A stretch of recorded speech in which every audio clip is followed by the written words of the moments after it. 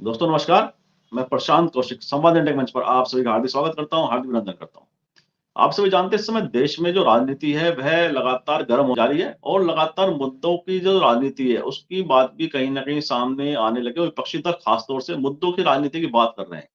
वहीं बीजेपी जो उनकी अपनी नीतियाँ हैं उसको लेकर वे आगे बढ़ रहे हैं और राम जन्मभूमि का जो प्राण प्रतिष्ठा समारोह 22 जनवरी को हो रहा है, उसको लेकर भी तमाम तरह की बीजेपी के द्वारा या उनके अनुशासनिक संगठन जो हैं, वह लगातार कहीं न कहीं सक्रिय होते दिखाई देते हैं। तो इसी क्रम में कांग्रेस पार्टी ने 14 जनवरी से भारत न्याय यात्रा शुरू करने की घोषणा कर दी है। इसे भारत जोड़ो यात्रा का पार्ट 2 माना जा रहा है और कहा जा रहा है कि इसके न्याय यात्रा के माध्यम से जो देश में वंचित लोग हैं, शोषित लोग हैं, पीड़ित लोग हैं, उनको न्याय दिलाने के लिए कांग्रेस इस यात्रा के माध्यम से बड़ा संदेश देने जा रही है। और इसी प्रकार आज कांग्रेस पार्टी ने अपने स्थापना दिवस के अवसर पर नागपुर में बड़ी रैली की और लगातार उसके राजनीतिक निहितार्थ तो लोग बता रहे हैं कि जो लोकसभा चुनाव हैं 2024 के आने वाले, उसको लेकर कांग्रेस पार्टी एक तरह से चुनावी बिगुल फूँक दिया है। हालाँकि कांग्रेस पार्टी का एक हमारी आज स्थापना दिवस है, उसको इन्होंने रैली की है। लेकिन जहाँ राजनीतिक जानकार जो होते हैं, वह अपने-अपने तरह से अनुमान लगाते हैं और अलग-अलग तरह से राजनीतिक संकेतों को परिभाषित करते हैं। तो इन्हीं सब बातों पर चर्चा करने के लिए आज हमारे देश के बहुत ही वरिष्ठ पत्रकार हैं, उनका परिचय मैं आपसे करा देता हूँ। हमारे साथ हरिशंकर जोशी जी जुड़े हुए हैं, बहुत वरिष्ठ पत्रकार हैं, अनेक वर्षों का उनका पत्रकारिता का अनुभव है और अलग बहुत सारे उन्होंने राजनीतिक कालखंड देखे हैं, अनेक चुनाव उन्होंने कवर भी किए हैं। तो जो चुनावी राजनीति है और राजनीतिक जो उसके लिए जो जितनी सक्रियता राजनीतिक दलों की होती है, उसे बखूबी जानते हैं। और चर्चा की शुरुआत उनसे करते हैं कि जो न्याय यात्रा भारत जोड़ो यात्रा के बाद बड़ी प्रतीक्षा थी लोगों को कि भारत जोड़ो यात्रा पार्ट 2 कब होगा राहुल गांधी का। तो लेकिन उन्होंने भारत न्याय यात्रा के नाम से भारत जोड़ो यात्रा पार्ट 2 इस तरह से विधिवत उन्होंने घोषणा कर दी है। तो इसको लेकर आप किस तरह से देखते हैं कि भारत न्याय यात्रा, क्या भारत जोड़ो यात्रा की तरह सफल होगी? और जो राजनीतिक संदेश कांग्रेस पार्टी इस यात्रा के माध्यम से देना चाहती है, क्या उसे देने में सफल रहेगी? क्या लगता है आपको? देखिए, ऐसा है कि जब भारत जोड़ो यात्रा शुरू की थी तो राहुल गांधी की यात्रा को लेकर तरह तरह के प्रश्न किए जा रहे थे। मीडिया प्रश्न कर रहा था, विपक्षी प्रश्न कर रहे थे कि 4 दिन में थक जाएंगे और वापस आ जाएंगे, इस यात्रा का क्या उद्देश्य है, मिलेगा क्या। तो बहुत सारे सवाल थे, तरह तरह के सवाल थे। लेकिन राहुल गांधी ने यह सिद्ध किया कि वो जो ठान लेते हैं वो करते हैं और उन्होंने बहुत सारी चीजें उस यात्रा में ऐसी की जो जिन्हें जादू ही कहा जा सकता है। और उन्होंने भारत जोड़ो यात्रा को जब कश्मीर में समापन किया, उस वक्त आपको याद होगा भयंकर बारिश, ओलावृष्टि हो रही थी, वो बर्फ गिर रही थी, बर्फबारी हो रही थी और बर्फबारी के बीच में खड़े होकर उन्होंने अपना संबोधन किया और पहली बार ऐसा देखा गया कि कश्मीर के उस स्थल पर पूरा श्रीनगर इकट्ठा था। लोग बर्फ में खड़े होकर भाव विभोर होकर सुन रहे थे। ये मिरेकल था। वो ऐसी जगह थी जहां पर राजनेता जाना नहीं चाहते, डर के मारे उनकी हवा खराब होती है। उन्हें लगता है कि यहाँ पर पता नहीं कौन सा आतंकवादी किस जगह से कहां से क्या कर्मकांड कर दे। लेकिन निडर राहुल गांधी ने उन्होंने वो किया। तो उनका मूल मंत्र था मोहब्बत की दुकान खोलने आया हूं, और उन्होंने जगह जगह मोहब्बत की दुकान खोली। उन्होंने जो मिला उससे बहुत मोहब्बत के साथ मिले और अपना जो एजेंडा था वो भी सेट किया, यात्रा का उद्देश्य भी बताया, कांग्रेस को एक सूत्र में भी बांधा और सोई हुई कांग्रेस को उन्होंने जगाया भी। ये राहुल गांधी की सफलता है भारत जोड़ो यात्रा की। और उसका मंत्र था, मैं अकेला ही चला था, मंजिले मकसूद को लोग मिलते गए और कारवां बनता गया। तो वो अकेले चले और कारवां बनता गया। बीच बीच में आपको याद होगा उन्होंने बहुत सारे राजनीतिज्ञ उनसे मिलने आते थे यात्रा के बीच में, समाजशास्त्री मिलने आते थे और आर्थिक विषयों के जो जानकार हैं, जो अर्थशास्त्री हैं, वो मिलने आते थे और हर तरह का, हर वर्ग का व्यक्ति उनसे भारत जोड़ो यात्रा में जुड़ा। और उसकी परिणति ये हुई कि कांग्रेस को, अगर आप देखें विधानसभा चुनावों में पिछले, वो भले ही 3 राज्य हार गई हिंदी पट्टी के। लेकिन अगर वोटों के प्रतिशत में देखें तो बहुत इजाफा हुआ उन्हें। राजस्थान में जब वो हारती थी तो उनके पास में 20, 21, 32, 30 सीटें बचती थीं। इस बार वो बिल्कुल नेक टू नेक हारी है और वोट प्रतिशत में भी 2% के करीब का अंतर है। छत्तीसगढ़ में उनसे कहीं ना कहीं कोई चूक हुई होगी, लेकिन चुनाव फिर भी उन्होंने बहुत अच्छा लड़ा। मध्य प्रदेश उन्होंने चुनाव बहुत अच्छा लड़ा, लेकिन कहीं ना कहीं कुछ ऐसा घटित हुआ जिसको कांग्रेस भांप नहीं सकी।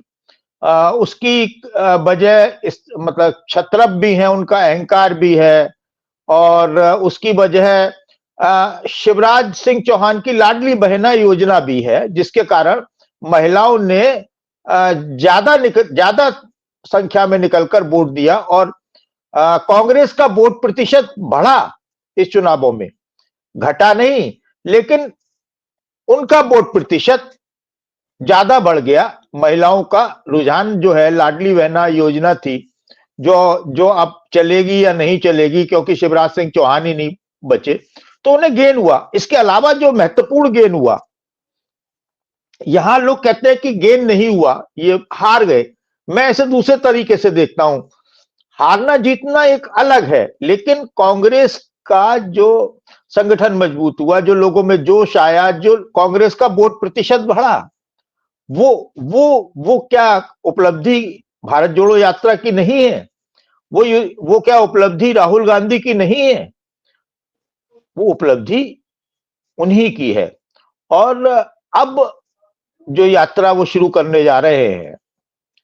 हाँ, इससे पहले मैं आपको एक और बात कहना चाहूंगा कि कर्नाटक का जीत जो है वो भारत जोड़ो यात्रा के बाद हुई। वो कम महत्वपूर्ण जीत नहीं है। कर्नाटक की जीत बहुत महत्वपूर्ण जीत है। अगर हिंदी बेल्ट के 2 राज्य भी जीत जाते तो भी उसकी तुलना कर्नाटक की जीत और तेलंगाना की जीत से नहीं कर सकते। तेलंगाना में कांग्रेस ने राख से लपटे निकाली हैं और तेलंगाना की जीत बहुत बड़ी जीत है, कर्नाटक की जीत बहुत बड़ी जीत है, और उसने दक्षिण भारत के राज्यों का जो है वो लॉक कर दिया उन्होंने। अब न्याय यात्रा पर आते हैं। जो न्याय यात्रा है मणिपुर से शुरू हो रही है। मणिपुर वो प्रदेश है जो लपटों में घिरा हुआ है, जो जल रहा है, जहां इतने भीभत्स और घृणित कार्य हुए हैं जिसको जो सभ्य समाज कभी बर्दाश्त नहीं कर सकता। शर्म आती है। जो वीडियो वायरल हुए हैं वो आपने देखे हैं, लेकिन सत्ता जो है, दिल्ली की सत्ता जो है, वो मणिपुर का मां बोलने को तैयार नहीं थी। मणिपुर के इतने लोग मारे गए और वहां पर अभी भी हिंसा थमने का नाम नहीं ले रही है। ऐसे समय में, ऐसी क्रूशियल जगह से मणिपुर से यात्रा वो शुरू कर रहे हैं। सीधा सा एक मैसेज है कि न्याय मिलना चाहिए। मणिपुर के विक्टिम्स को न्याय मिलना चाहिए, वो चाहे कुकीज हो या मैतेई हो, वो किसी भी संप्रदाय के हो। तो ये न्याय यात्रा बहुत कारगर साबित होगी, मेरा ऐसा मानना है, क्योंकि उसके बाद जब वो नागालैंड, मिजोरम और असम से होती हुई जाएगी। हालांकि यहां देखिए सीटें बहुत कम है, असम में कुछ सीटें ज्यादा हैं, तो असम में अगर वो कुछ ले सकी, असम में कोई ऐसा मैजिक कर सकी, तो ये बड़ा डेंट होगा बीजेपी के लिए। उसके बाद जब ये यात्रा पश्चिम बंगाल में आएगी, तो पश्चिम बंगाल में मुझे उम्मीद है कि इंडिया अलायंस के जो घटक हैं वो उसके साथ वहां पर मौजूद होंगे, नॉर्थ ईस्ट के राज्यों में भी होंगे, होना चाहिए। और हो सकता है कांग्रेस ने उन्हें आमंत्रित किया भी हो या कर दे, क्योंकि ताकत जो है, अब चुनाव कांग्रेस को ही नहीं लड़ना है, चुनाव इंडिया अलायंस को लड़ना है। तो जहां जहां से वो निकलेगी, तकरीबन 250 से ज्यादा कॉन्स्टिट्यूएंसी वो है, 65% हिस्सा जो है वो कवर करेगी ये यात्रा। तो वहां पर कांग्रेस से ज्यादा दूसरे छत्र मजबूत हैं। पश्चिम बंगाल में ममता है और बिहार में नीतीश और लालू हैं। तो इसी तरीके से उत्तर प्रदेश में भी वो आएगी, वहां पर समाजवादी पार्टी है। तो ये इन लोगों को उस न्याय यात्रा में शामिल होकर एक संदेश भी देना चाहिए और कांग्रेस को पहल करनी चाहिए। अगर वो बड़ी भूमिका में है तो उसका दायित्व तो बनता है कि वो बाकी के जो छत्रप हैं उनको वो एकजुट करे और न्याय यात्रा के माध्यम से ही उनको एकजुट करे। सीटों के बंटवारे वगैरह ये सारी चीजें अपनी जगह हैं, वो टीमें काम कर रही हैं, करती रहेंगी, तभी वो कोई चुनौती देने की स्थिति में होगी। जी प्रशांत जी, कांग्रेस पार्टी ने जो रोड मैप बनाया है, पूरा इसका न्याय यात्रा का जो रूट उन्होंने तय किया है, वह ऐसे राज्यों से जहां पे कांग्रेस पार्टी की लोकसभा सीटें बहुत कम है, तुलनात्मक रूप से बीजेपी की बहुत ज्यादा सीटें, राजनीतिक जो उनकी बीजेपी का जो ग्राफ है उन राज्यों में बहुत ज्यादा है और कांग्रेस पार्टी का बहुत कम है, वीक है कांग्रेस पार्टी इन राज्यों में। तो निश्चित रूप संगठन भी कहीं ना कहीं उनका वीक है। तो ऐसे भारत जोड़ो यात्रा की जो सफलता थी, क्या उसको पुनरावृत्ति इस न्याय यात्रा के द्वारा हो सकती है? क्या क्यों नहीं हो सकती है भाई? स्थिति को मजबूत करने के लिए ही तो यात्रा निकाली जा रही है और यात्रा अपने उद्देश्य में अगर सफल साबित हुई तो निश्चित तौर पर संगठन को भी मजबूती मिलेगी और गठबंधन को भी मजबूती मिलेगी। ऐसा ऐसा मेरा मानना है। और ऐसा नहीं है कि दो चार चुनाव हार जाए या जीत जाए उससे कोई बहुत बड़ा फर्क पड़ता है।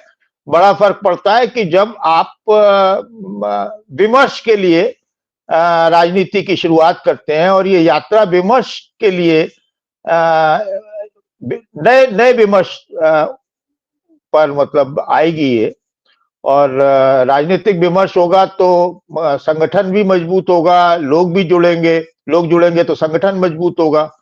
मेरा मेरा अपना यही मानना है। जी अच्छा, हम देखें राहुल गांधी की जो राजनीतिक यात्रा रही है अभी तक की, उसमें हम देखते हैं कि राहुल गांधी शायद अपने लिए खुद चैलेंज सेट कर लेते हैं। जैसे भारत जोड़ो यात्रा कि उन्होंने जो शुरुआत की थी उस समय सबने बड़ा, जैसे आपने कहा कि आलोचना भी हुई, कुछ लोगों ने क्रिटिसाइज किया कि, लेकिन ऐसा लगता है कि बड़ा चैलेंज उन्होंने अपने लिए लिया था और उसको उन्होंने सफलतापूर्वक अंजाम भी दिया और सफलतापूर्वक उस चैलेंज को पूरा किया और देखा कि भारत जोड़ो यात्रा किस तरह सफल हुई। क्या उसी प्रकार एक दूसरा चैलेंज उन्होंने अपने लिए सेट कर लिया है कि न्याय यात्रा के माध्यम से?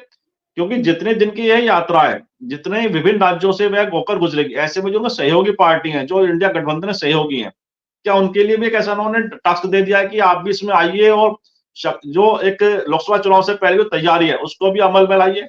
ऐसा भारत जोड़ो यात्रा के दौरान भी जब शुरू की थी तो कांग्रेस पार्टी ने सभी को पत्र भेजे थे और जो लोग शामिल होना चाहते थे, मतैक्य थे, वो शामिल हुए। और इस बार भी वो ये प्रयास करेगी कि करना चाहिए उसे। करेगी या नहीं करेगी, मैं कोई कांग्रेस का प्रवक्ता तो नहीं हूं, ना ही मैं जानता हूं, लेकिन मेरा मानना यह है कि इंडिया गठबंधन को साथ लिए बिना यात्रा का मकसद अधूरा रहेगा। मेरा अपना ये मानना है। जी जी, जी, बिल्कुल ठीक कहा आपने। अगर सहयोगी साथ जुड़ते हैं तो एक ताकत भी अलग बनती है और राजनीतिक संदेश भी उसके बड़े दूरगामी जाएँगे। तो साथ ही आज हम देखें नागपुर से कांग्रेस पार्टी ने बड़ी रैली की और एक राजनीतिक संदेश देने की कोशिश की उन्होंने। और जिस तरह से उन्होंने बीजेपी पर, आरएसएस पे अपनी उनकी आलोचना की है, तो ऐसे लगता है कि नागपुर में विशेष तौर पर नागपुर उन्होंने चुना, उसका राजनीतिक संदेश देने की एक उनका अलग शायद प्रयास था ये। क्या लगता है आपको? ये देखिए, वो कांग्रेस के ऐतिहासिक रैली है वो, जो आज उन्होंने नागपुर में की। महारैली है या उसे महारैला भी कह सकते हैं। उसके मैं कुछ लाइव विजुअल्स देख रहा था और उसके कुछ ऊपर से, टॉप से, ड्रोन से लिए हुए भी शॉट देख रहा था, तो भीड़ का अनुमान लग रहा था कि बहुत बड़ा रैला है, रैली नहीं है। और अच्छा, चूंकि वो कांग्रेस के स्थापना दिवस के अवसर पर थी और ऐतिहासिक इसलिए थी कि 1 सेंचुरी से ज्यादा हो गया नागपुर में कांग्रेस की रैली हुए। तो और विदर्भ जो है वो कांग्रेस का एक समय में गढ़ रहा है। हालांकि आज की तारीख में ये कहा जा रहा है कि आरएसएस के गढ़ से हुंकार भरी है कांग्रेस ने। तो मैं जो लोग थोड़ा और पीछे जाएंगे तो वो कांग्रेस का गढ़ रहा है, विदर्भ का क्षेत्र है और कांग्रेस को वहां से अच्छी सफलता मिली है, उसका अच्छा जनाधार रहा है वहां पर। और ये यात्रा जो है उसमें खास बात यह भी है कि राहुल गांधी ने वहां इंडिया गठबंधन का जिक्र किया है अपने भाषण में। और इंडिया गठबंधन का जिक्र करना, पॉजिटिव तरीके से जिक्र करना, वो ये दर्शाता है कि वो सामुदायिक भावना के साथ में आगे बढ़ना चाहते हैं। जी जी, जी, बिल्कुल ठीक कहा आपने कि इंडिया गठबंधन की बात करके उन्होंने इस सामुदायिक भावना का परिचय दिया है। तो जो नागपुर से संदेश है, जो महाराष्ट्र की राजनीति का जो एक अलग बहुत ही मायने है भारतीय राजनीति के अंदर। तो कांग्रेस पार्टी ने जो उनकी सक्रियता एकदम से बढ़ी है कांग्रेस पार्टी की, चाहे न्याय यात्रा के माध्यम से संदेश दिया है, एक रैली करके संदेश दिया है। तो ये बीजेपी के साथ-साथ मतलब बीजेपी को तो चुनौती देने की स्थिति में कांग्रेस अपने खड़ा कर दी है। उन्हें लगता है कांग्रेस पार्टी को हम इतनी जो उनकी रैली भी शुरू कर दिया उन्होंने एक तरह से अपने गठबंधन और साथ ही संगठन को भी कसने का शुरू कर दिया उन्होंने काम विभिन्न राज्यों में। तो ये जो संदेश है कांग्रेस पार्टी का राजनीतिक तौर पर और साथ ही इंडिया गठबंधन के सहयोगी अगर साथ में तालमेल करते दिखाई देते हैं, चाहे विभिन्न राज्यों में उनके प्रदर्शन हो, धरने प्रदर्शन हो या रैलियाँ हों, इस तरह के या कोई यात्रा हो, अगर सारे सामूहिक रूप से प्रयास करते हैं, तो उसको आप किस नज़र से देखते हैं और उसमें क्या सफलता के क्या उनकी स्थिति बनती है? देखिए, अगर सामूहिक प्रयास होगा, जैसे ये यात्रा है, इसमें उन्होंने इंडिया गठबंधन के, अगर इस यात्रा से पहले कांग्रेस ने ये कोशिश की होती या ये सोचा होता कि इंडिया गठबंधन के दलों को पहले ही एक बैठक बुला ली जाए और उनसे कहा जाए कि कार्यक्रम कांग्रेस का है, लेकिन आपको इसमें सहयोग करना है, तो ये जो स्थिति है और अच्छी होती। और अगर अब भी इंडिया गठबंधन के लोग शामिल होंगे तो गठबंधन की ताकत, विपक्ष की ताकत बढ़ेगी और रैली की जो सफलता है वो उसमें चार चांद लग सकते हैं। तो मेरा अपना यही मानना है। जी जी, बिल्कुल ठीक कहा और कार्यक्रम अंत में आते हैं और अंतिम प्रश्न है कि बीजेपी के दृष्टिकोण से अगर न्याय यात्रा की बात करें या आज की रैली की बात करें, तो बीजेपी के दृष्टिकोण से उनकी चिंता बढ़ाने वाले जो कार्य हैं कांग्रेस पार्टी, न्याय यात्रा हो या आज की रैली हो, तो बीजेपी के दृष्टिकोण से आप किस तरह से देखते हैं? देखिए, बीजेपी की चिंता इस बात से समझ में आती है कि आज ईडी ने अपनी चार्जशीट में प्रियंका गांधी का भी नाम जोड़ दिया है और जो नागपुर की सुर्खियां, नागपुर की जो हेडलाइन बननी चाहिए थी, नागपुर पर आज जो दिन भर चर्चा होनी चाहिए थी, वो आज ही के दिन प्रियंका गांधी को ईडी ने जोड़ा है, तो वो चर्चा जो है डाइवर्ट हुई। तो ये देखिए, ये सब काम तभी होता है जब कहीं ना कहीं कोई आशंका होती है, घबराहट होती है या कोई आदमी को लगता है कि ये चैलेंज दे सकता है। अब बहुत सारे ऐसे लोग हैं जिनको नहीं टच किया जाता। अजीत पवार आपके सामने उदाहरण है। वो एक दिन पहले तक भ्रष्ट थे और एक दिन बाद वो डिप्टी सीएम थे। तो ये देखिए, चिंता यही है कि शरद पवार उनकी चिंता थे, इसलिए शरद पवार को कमजोर करना था। अब यात्रा शुरू हो रही है और कांग्रेस चर्चा में आ रही है, तो फिर उन्हें ये जो उनके स्टाफ हैं सत्ताधारी दल के, हालांकि कहते हैं कि ईडी स्वतंत्र एजेंसी है, उसने उसकी अपनी फाइंडिंग्स हैं, वो अपने तरीके से काम करती है, स्वायत्तशासी है, लेकिन कितना है ये सब पूरा देश जानता है, इसे कहने की जरूरत नहीं है। तो बीजेपी निश्चित तौर पर बीजेपी की चिंता की रेखाएं बढ़ेंगी, क्योंकि उसका दारोमदार जो है वो उन्हीं राज्यों में जहां से यात्रा होकर गुजरेगी। जी, बिल्कुल ठीक कहा आपने कि कहीं न कहीं बीजेपी चिंताएँ ये बढ़ा रही हैं, जो कांग्रेस पार्टी के कदम है राजनीतिक तौर पर और जिस तरह से भारत न्याय यात्रा के माध्यम से कांग्रेस बड़ा संदेश देने की तैयारी में है और जो लगातार कांग्रेस पार्टी का कहना है कि देश में बेरोज़गारी बढ़ रही है, महँगाई बढ़ रही है। तो न्याय यात्रा के माध्यम से हम लोगों को जागरूक करेंगे इन सब मुद्दों के लिए और वो साथ में मुद्दों के साथ उन्हें जोड़ेंगे। तो ये सब बीजेपी की चिंता बढ़ाने के लिए काफ़ी है क्योंकि लोकसभा चुनाव बहुत नज़दीक हैं। और साथ ही जो प्रियंका गांधी को आज ईडी का नोटिस है, जैसा आपने दिया बताया कि नागपुर में जो रैली हुई थी उसका ध्यान हटाने के लिए आज सब ये कदम उठाए गए। लेकिन आने वाला जो समय है राजनीतिक चुनौती लगातार पक्ष और विपक्ष के लिए दोनों के लिए बढ़ेंगी, क्योंकि लोकसभा चुनाव बहुत ही नजदीक हैं। दोनों ही पक्ष अपने-अपने उसमें जो स्टेक है बढ़ाने की कोशिश में लगे रहेंगे। और इन्हीं शब्दों के साथ आज की चर्चा को विराम भी देते हैं और मुझे विश्वास है कि हमारे दर्शकों को चर्चा ज़रूर पसंद आएगी। जिस तरह से आपने पूरे विषय का विश्लेषण किया है, बहुत ही सारगर्भित और सार्थक विश्लेषण रहा है। मुझे आशा है कि हमारे दर्शकों को चर्चा पसंद आएगी। मैं आपका पुनः आभार और धन्यवाद व्यक्त करता हूँ कि आपने हमारे दर्शकों के लिए अपना समय निकाला। बहुत-बहुत धन्यवाद।